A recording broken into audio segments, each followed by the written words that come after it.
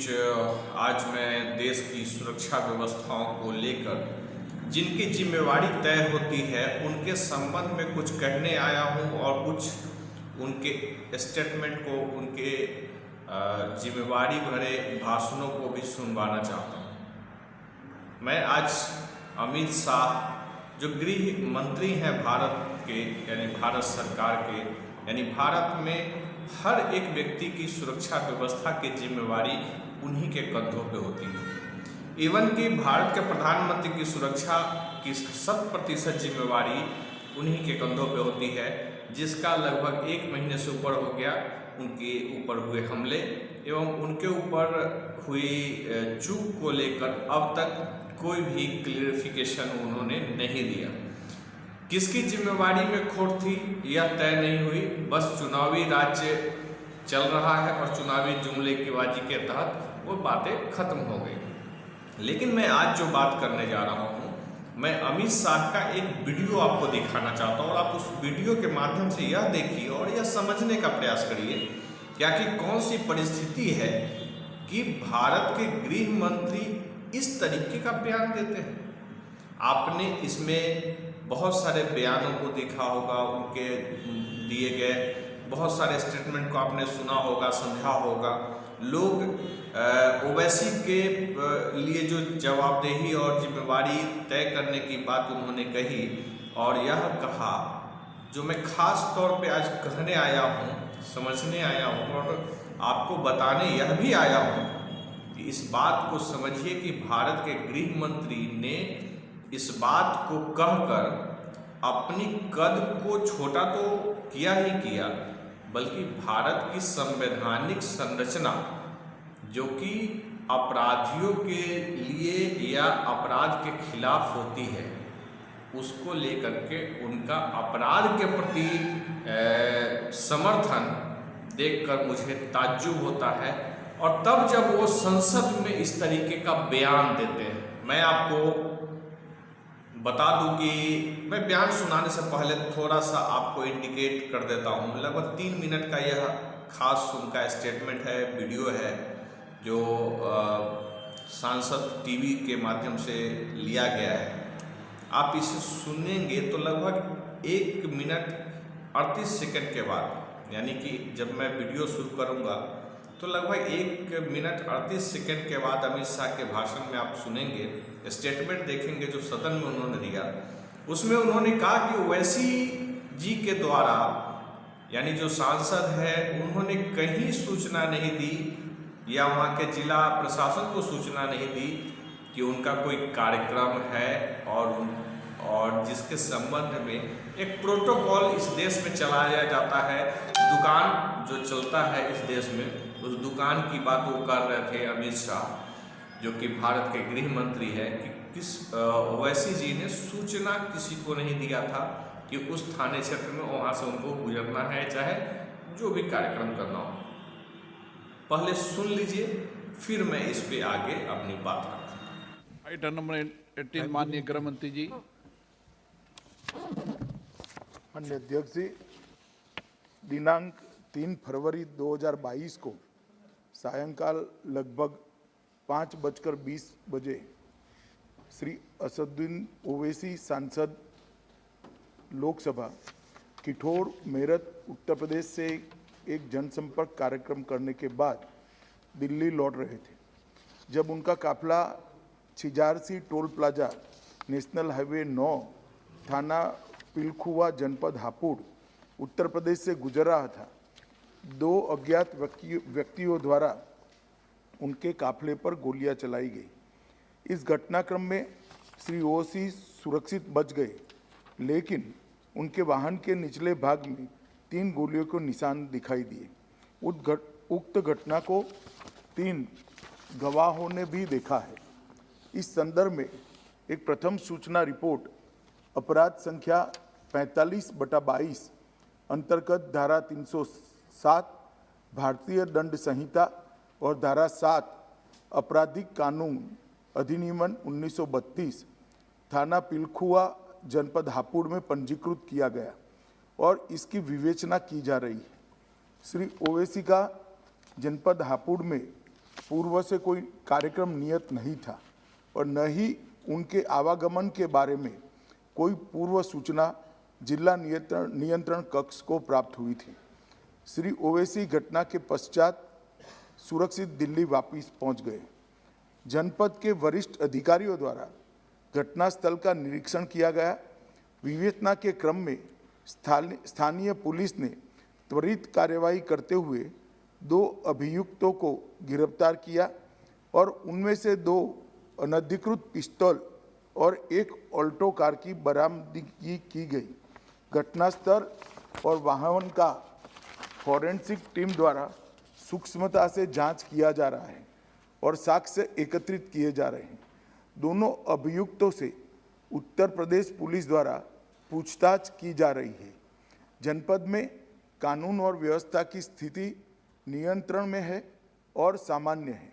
कड़ी सतर्कता भी बरती जा रही है। केंद्रीय गृह मंत्रालय द्वारा तुरंत ही राज्य सरकार से रिपोर्ट प्राप्त की गई है। पहले भी कई मौक़ों पर केंद्रीय सुरक्षा एजेंसियों के खतरे के आकलन के आधार पर श्री ओवैसी को सुरक्षा प्रदान करने के लिए केंद्र सरकार ने निर्देश जारी किए हैं, लेकिन श्री ओवैसी द्वारा सुरक्षा लेने की अनिच्छा के कारण दिल्ली पुलिस और तेलंगाना पुलिस उन्हें सुरक्षा देने का प्रयास उन्हें सुरक्षा देने का प्रयास सफल नहीं हो पाया है। श्री ओवैसी के खतरे का पुनः मूल्यांकन कराया गया है और खतरे के आकलन के आधार पर उनको दिल्ली में बुलेट प्रूफ कार के साथ अखिल भारतीय स्तर पर केंद्रीय रिजर्व पुलिस बल की जेड श्रेणी की सुरक्षा प्रदान की गई है। मेरा वक्तव्य समाप्त होता है, परंतु श्री ओवैसी जी ने सीआरपीएफ के सुरक्षा ब्रांच को मौखिक रूप से बताया है कि वो उनको सुरक्षा नहीं चाहिए। मैं सदन के माध्यम से और आपके माध्यम से श्री ओवैसी जी को विनती करना चाहूँगा कि उन्होंने सुरक्षा ले लेनी चाहिए और सुरक्षा लेकर ही अपने राजनीतिक कार्यक्रम करने चाहिए। धन्यवाद। आपने पूरा वीडियो सुना। इस वीडियो में जिस प्रकार से अमित शाह ने अपनी जिम्मेवारियों से मुक्ति पाने का मार्ग निकाल लिया, याद करिए कि प्रोटोकॉल तोड़ने की परंपरा भारत के प्रधानमंत्री नरेंद्र मोदी का शानदार रहा है, जिसपे भारत की तमाम जनता हमेशा ताली बजाती रही है। उनको 56 इंच का सीना वाला कह करके उनको प्रोत्साहित करती रही है और उस 56 इंच वाले प्रधानमंत्री ने हमेशा से इस बात को लेकर के खूब वाहवाही लूटी, खूब नौटंकी किए कि देश हमारे साथ है और बड़े बड़े फैसले करने में उन्होंने कहीं कोताही नहीं बरती। सफल हो या न हो, उन्होंने कोशिश जरूर किया। मैं उसी कोशिश के क्रम में मैं आज आपको बता देना चाहता हूं कि भारत के प्रधानमंत्री के नेतृत्व में गृह मंत्री अमित शाह का यह बयान कि मुझे सूचना, यानी कि मुझे मतलब उनके जिला प्रशासन को कोई सूचना नहीं दी गई थी ओवैसी जी के द्वारा कि वहाँ वो कार्यक्रम करेंगे। उनका अपना बयान है कि ओवैसी जी ने सूचना नहीं दी। एक बात समझ के देखिए कि ऐसा कौन सी स्थिति है कि एक सांसद विधायक अगर बिना कहे हुए जाता है तो उसके ऊपर हमला होता है तो संसद में बहस हो जाती है। गृह मंत्री बहुत बड़ा पद होता है। भारत के गृह मंत्री यह बयान देते हैं कि ओवैसी जी का वहाँ पे कोई कार्यक्रम पूर्व से था, निर्धारित था, जिसके संबंध में जिला प्रशासन को कोई सूचना नहीं दी गई थी। आप यह समझ के देखिए कि आपका वजूद कहाँ है। आप जो जिस भारत में रहते हैं, जिस गृह मंत्री के भरोसे पे आपको छोड़ दिया गया है, वह एक सांसद की सुरक्षा अगर बाय द वे उसने कहीं सूचना नहीं दी तो क्या इसका यह मतलब हुआ कि सांसद और विधायक और मंत्रिमंडल में बैठे हुए लोग भारत सरकार की निगरानी में रहेंगे?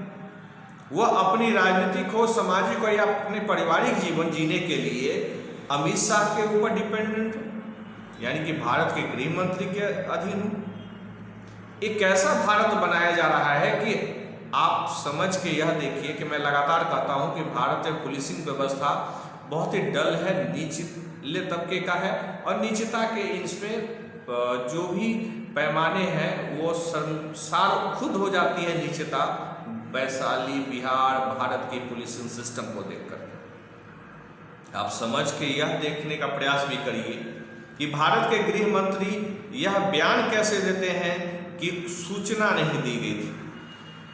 मैं एक साधारण सा वैशाली जिले में बैठ करके मैं दशकों से आपको बता रहा हूँ, 1 दशक लगभग होने को है, मैं लगातार बताता रहा हूँ कि इसमें बदलाव की ज़रूरत है, पुलिसिंग सिस्टम को बदलने की ज़रूरत है या खत्म करने की ज़रूरत है। पुलिस का अल्टरनेटिव उपाय होना चाहिए, क्योंकि पुलिस और खाकी वर्दी ने भारत की संवैधानिक लोकतांत्रिक व्यवस्थाओं को ध्वस्त कर दिया है। भारत में संविधान जैसी चीज़ नहीं है। अब गृह मंत्री का यह बयान जो गैर जिम्मेवाराना भी है और भारत को अंधेरे में धकेलने वाले गृह मंत्री का यह शानदार स्टेटमेंट है कि सूचना नहीं दी गई। यानी कि भारत की सुरक्षा, अगर हम आप कहीं जाते आते हैं तो क्या हम थाने को सुरक्षित सूचना कर दें, या सिर्फ सांसदों के लिए? तो भारत की आम जनता ऐसे ही गोली खाती रहेगी जिस प्रकार से खाती है? क्या गोली खाना ही हमारा जन्मसिद्ध अधिकार है? इन सभी सवालों के साथ इनके जवाब के लिए, आपके सुझाव के लिए मैं यहाँ छोड़े जाता हूँ।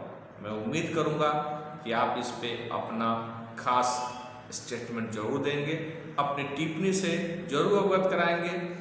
कैसे जब एक सांसद अपने किसी भी क्षेत्र में जाता है या भारत के किसी कोने में जाएगा तो पुलिस के भरोसे जाएगा?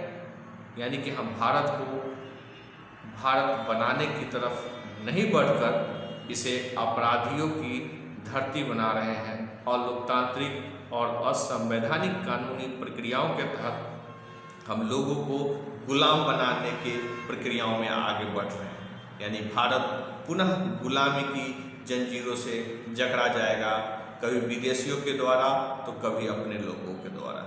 यानी कि आज़ाद भारत तथाकथित आपराधिक प्रवृत्ति के सांसदों और संगठनों के द्वारा घिरा हुआ है और इसका समर्थन करते हैं भारत के राष्ट्रपति, जिसके संबंध में मैंने कई बार बयान दिया है।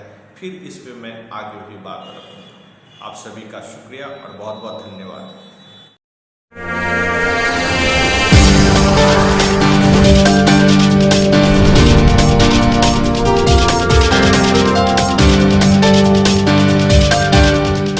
नमस्कार, मैं कल मैंने एक दोबारा आया के लिए और इसलिए आया हूँ आग्रह किया था कि आप मुझे कुछ अपना संदेश दें। वैशाली में पत्रकारिता के माध्यम से मैंने कुछ आवाज पदाधिकारी के बनने का काम किया। नगर थाना हमारी संचालित